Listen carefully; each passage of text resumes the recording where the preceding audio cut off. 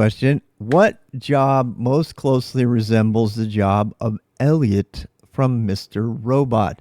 If you can't tell, I'm a pretty big Mr. Robot fan. There may be references to Mr. Robot in this video right now if you look around. Massive, massive fan of Mr. Robot. I feel like it's one of the best things ever created for many reasons. It's also extremely, extremely rough to watch. Very, very adult themed and not for the average child. Please do not let your children watch Mr. Robot. But if you're just wondering about getting a job like Elliot or being cool like Elliot, fun fact, that poster is actually from Dr. Strangelove, which I learned on the stream. Somebody said, hey, you have a Dr. Strangelove poster. I'm like, no, I have a Mr. Robot poster. I'm like, no, you don't. You have a Dr. Strangelove poster. Turns out we were both right. Anyway, huge Elliot fan. I'm not going to give any spoilers away. Please don't give any spoilers. But to tell you the truth, the closest job to what Elliot was doing, first of all, what Elliot was doing is illegal, and he did it on the side. And also, it depends on what point in his career you're asking the question, right? It was before he destroyed the world or after, and that's a little bit of a spoiler, but pretty obvious. So the question is, he worked for a company called, God, I forget the name now. He worked for that security company with that one guy, right? He worked for Evil Corp. So he worked for Evil Corp, and he also worked at Allsafe. There, I remembered. He worked at Allsafe. Okay, you're all in a video, everybody. I'm just warning you because you're going into a YouTube video. Thank you for your comments. We'll get to them. So when Elliot was working at Allsafe, he was a security consultant. He was literally a security analyst. And if you want to know about that job, you can go to the Bureau of Labor and Statistics.gov, and you can go over here and search for security. This is America, but and here is the occupational handbook about the job. This is Elliot's job right here. Elliot was doing the security analyst job, and he was, by the way, this is the fastest growing tech career in the entire list of careers. So it is the closest thing to his job, but I think it's important that I remind you that Elliot didn't like his job, right? I don't want to give too much away, but he didn't. Elliot did not like his job at Allsafe. And that's all I really can't say more. Otherwise, nobody spoil it. So Elliot was not a JavaScript developer. He does talk about developing in JavaScript and HTML at one point, but that was not it.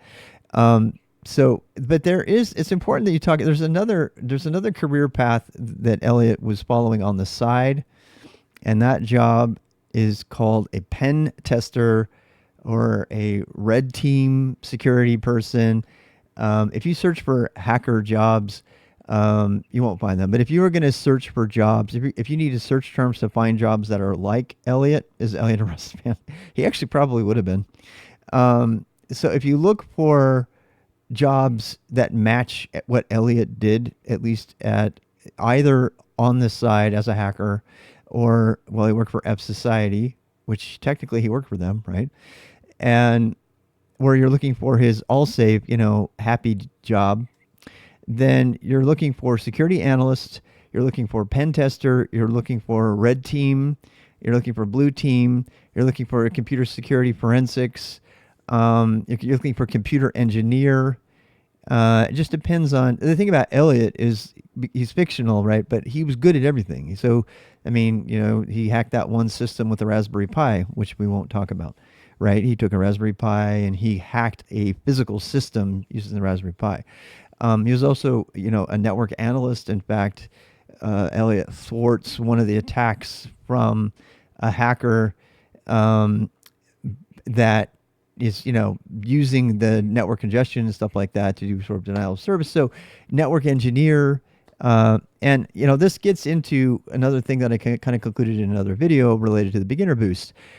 It's not always about, security is kind of everywhere, right? So if you want to do the kind of things that Elliot does when the music gets really intense and he gets zoned in and there's like this is what I live for. To directly quote Elliot, sorry for the swear word, I live for this shit. And he's like tapping away at his keyboard as fast as he can. He's actually not.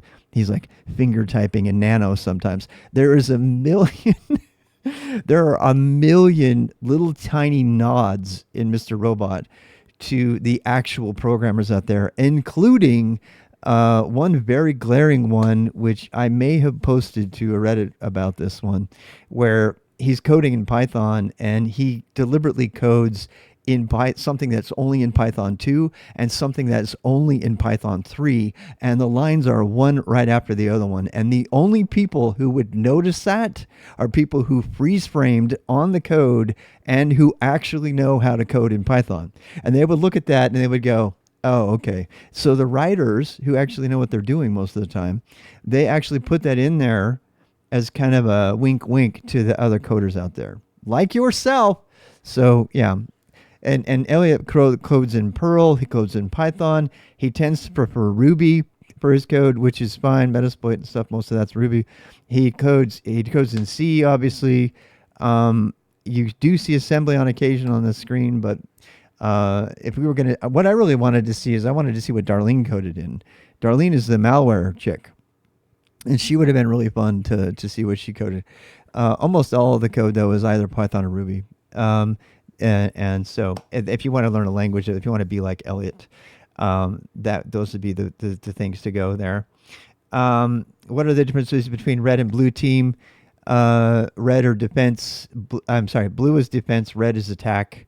And knowing how to defend your system and how to attack a system. You have to stay tuned for other videos. I have defended myself against hackers. I have been hacked. I have caught hackers and submitted them to the authorities before. I have hacked multiple systems, which I can't talk about most of the time. By the way, if you want to hack systems and get paid for it, that's pen testing. You either work for the government or you work for an organization that finds bugs and bug bounty. There's another keyword, bug bounties, and then you submit that in. In fact, bug bounty, searching for bugs in a bug bounty kind of way is the closest thing to the official professional term for that would be red teaming, that pen testing, penetration testing, and sometimes it's physical security. It's not just software. But if you wanted to do something like Elliot when he was attacking people, the closest thing to that is probably bug bounty and probably zero-day discovery, which is forensics and things like that. A zero-day is a vulnerability in a piece of software or anything really that has not yet been detected by anybody else. And there's actually really great videos on that. You can watch the Vice Cyber War documentary, which is absolutely outstanding. And it goes into this kind of thing. There's actually one team that talks about what they do with their 0 days. There's another guy who lives in a gated community in Las Vegas who talks about his 0 days he's discovered. If you find a 0 day, if I were to go into computer security, that's what I would do. If I would work on 0 day discovery, and I would work on, which is basically quality assurance, the kind of thing that you would have to do on your software to make sure it was safe, right? Well, if you're doing that level and you're trying to find holes in existing software, if you actually manage to find a really significant hole, you can be paid multiple millions of dollars depending on how bad the 0 day is. So Stuxnet, one of the most famous hacks of all time, which the Israeli government and the Americans finally came out and said they created it. And it's documented out there. You can go watch it. They denied it for years and years and years. They denied it. And now the people who made it openly say, yeah, we made that back and when. And it actually contained, I think, 3 or 4 0 days just to get it to work. So a 0 day is a vulnerability that nobody knows about. And if you're the only one who knows about it, obviously you have an immense amount of power. And pen testing is not finding 0 days. You might find a 0 day, but more likely you're going to find that somebody hasn't updated their software and you need to tell them about it and shame them into doing it by making them give you money. Not through extortion, but that guy got caught, by the way. Did you guys see the news on that? Yeah. It said he was hired as a pen tester at a nuclear power plant. Nice. Yeah. It's actually not hard to be hired as a pen tester. pen testing is ridiculously easy. Most pen testing is like run all of these scripts against this system and write a report. It's very boring, and it's not the kind of that's pen testing like that is kind of Elliot's all safe day job that he hated. He hated because all he's doing is just running scripts against things all the time, and they're checking for vulnerabilities. I mean, I can almost quote the boss what he tells him when he's, I thought we had scripts to prevent these things from happening, because it's such a boring job. All you're doing is you're just tracking the known vulnerabilities database and checking out all of your clients to make sure that they're not susceptible to it. The only difference between that and bug bounty is that when you're doing bug bounty, you're doing that against companies that have agreed to pay money if you actually find something, versus working for a company like Allsafe that has clients that they are protecting, and they're pretty much just dedicated to pen testing their systems for them and keeping them safe. So that that's where red and blue and all of that come in. So they're called script kiddies. Yeah, script kiddies. This is kind of where I was going with this. Most pen testing is just script kiddie work. Seriously, there's already a rootkit that's going to do everything you want to do. These people who call themselves hackers who are launching denial of service attacks, which just flood systems with tons of traffic. That takes no brain cells whatsoever. It's like, they get all tattooed and, listen to like Skrillex or some shit. And then they think they're this big time hacker. The big time hackers, if you want to be an actual big time hacker, find a 0 day. Find a 0 day, learn how to find a 0 day, learn how to analyze software for vulnerabilities, and find those 0 days. The real kick-ass hackers, the ones who are over 9,000, are the ones who actually find the 0 days and prevent others from finding 0 days. And those are the people who are going to do that kind of thing. We don't know whether Elliot does find several 0 days because he has to find vulnerabilities in the organizations that he's attacking, and he has to work around stuff. So in a sense, he's kind of a 0 day, badass, if you will.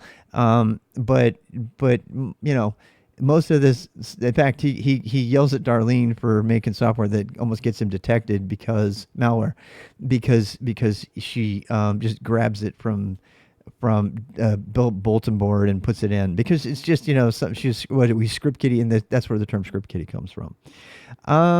So yeah, if you want that job, if you want Elliot's job, you got to learn Linux. You got to learn how to code. You got to learn a lot of the stuff that I go over in the beginner boost. But more importantly, you need to learn to think outside the box. You need to learn to think like a hacker, and that's where this video is. It's under the Learn to Think Like a Hacker section. That's all.